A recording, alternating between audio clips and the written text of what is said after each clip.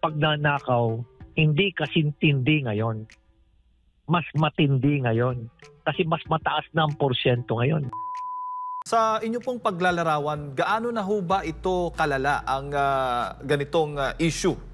Ay, ito ba'y matagal na o ngayon lang ito talagang mas lumala itong issue nga ng flood control projects? Matagal nang nangyayari yan. Matagal nang nagkakaroon ng dayaan dyan. Pero hindi siya, ang pagnanakaw, hindi kasintindi ngayon. Mas matindi ngayon. Kasi mas mataas na ang porsyento ngayon.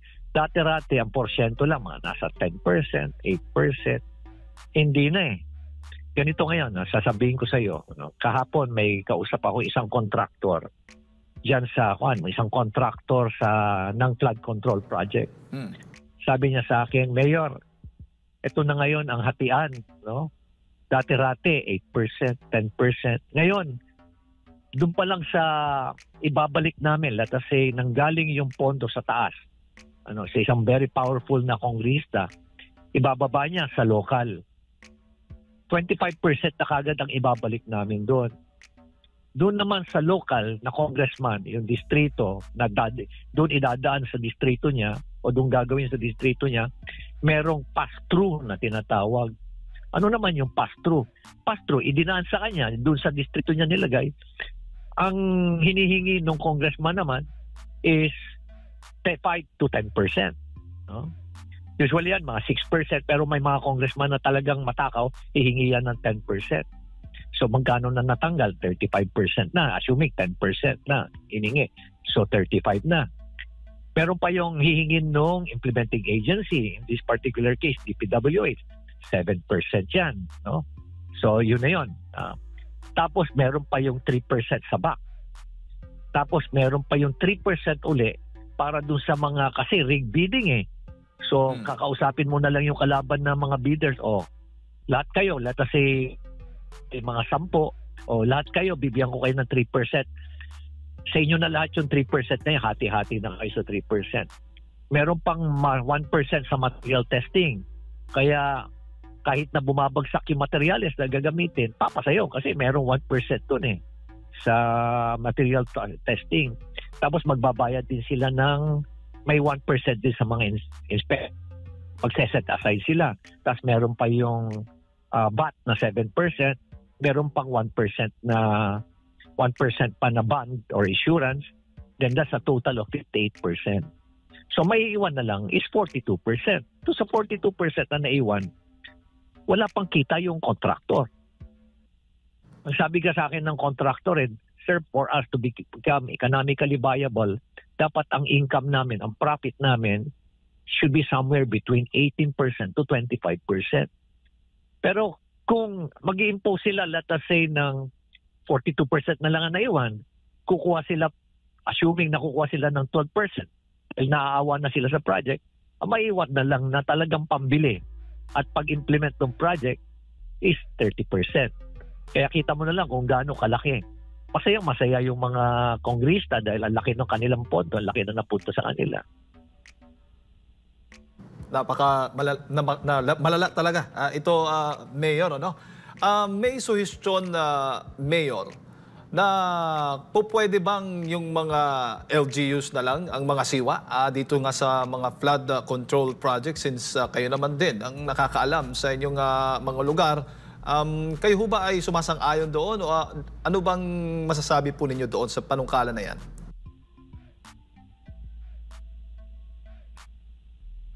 Well, I just would like to, bago kita sagutin, Jane, gusto ko lang mag-comment doon sinabi mong malala. Tama yun, malala dahil walang katapusan yung kasakiman nitong mga napaka-corrupt na politiko at mga government officials. Pangalawa, nung binanggit mo na LGU, may problema rin tayo sa LGU. May good governance pa sa LGU, may transparency pa sa LGU. Tapos alam mo rin, sa LGU, sa ibang marami rin tayong LGU na may pinapaboran din, rigged din yung bidding niyan. Kaya talagang matindi ang problema natin. Matindi ang problema natin pagdating sa implementation ng mga malalaking project na katulad ng flood control. At alam mo, ang corruption hindi lang sa flood control, ha? Napakarami pa niyan. Diyan sa mga asphalt overlay, diyan sa roadside opening, sa paggawa ng mga kalsada, meron pa yung diyan sa mga paggawa ng mga multipurpose hall, yung mga rock netting, nandiyan pa yung mga solar lights, nandiyan pa yung safety barriers, meron pa diyan yung mga cat's eye. Napakarami. Kaya kuminsan talagang malulula ka talaga eh. Pero yun ang problema ngayon.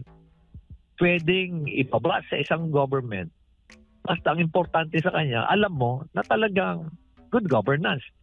Kaya kailangan talaga matindi ang pag-monitor ng public, no, ng publiko. Talagang meron talagang matinding citizens participation. Tapos dapat ang information dapat open data.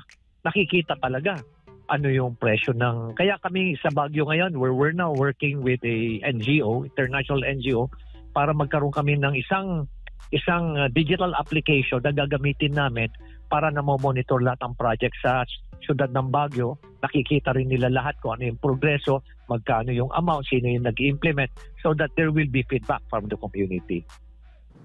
Opo. Mayor, given doon sa mga contractors na nabanggit nga o pinangalanan ni Pangulong Bongbong Marcos Jr., sa tingin po ninyo ay madaling matukoy yung kung sino yung mga kasabwat, sino yung mga dawit dito nga sa maanomaliang flood control project?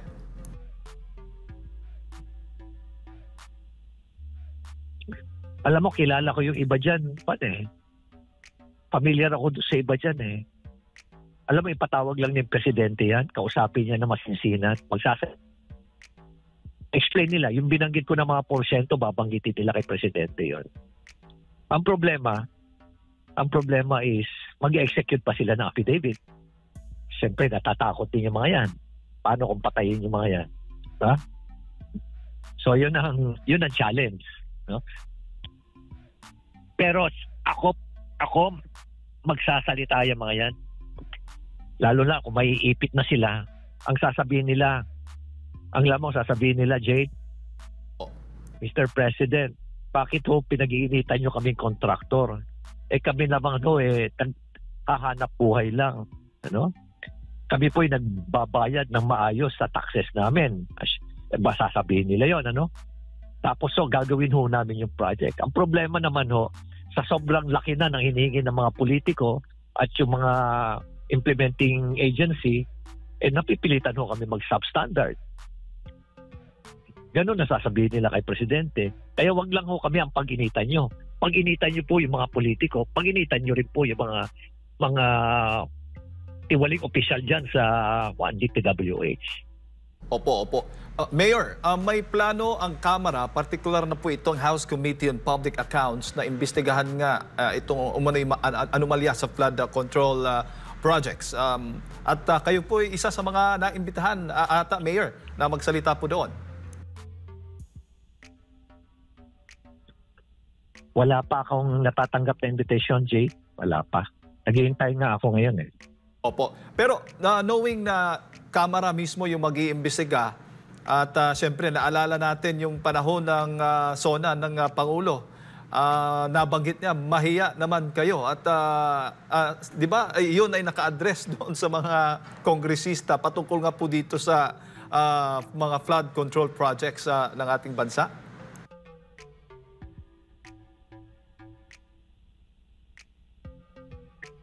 Well, you said it, You said it, Jade, no? Parang merong criminal organization involved sa organized crime. Tapos nagkakabistuhan na nalaman na-identify na, what sasabihin mo doon sa criminal organization? You investigate yourself.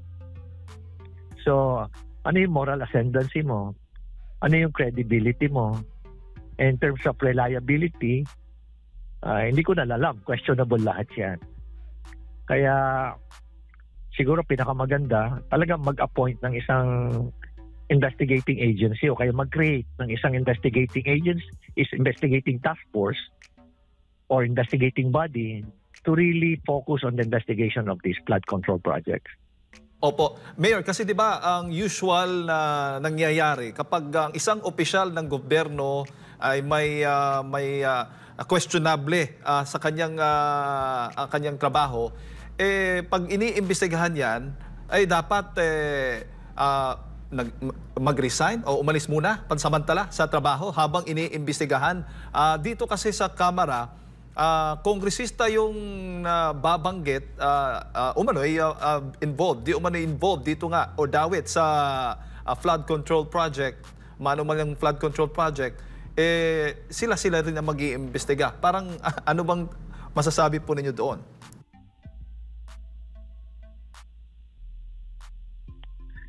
Tama ka, Jade, delikadesa. Sa ibang bansa, magre-resign sila dahil sila subject to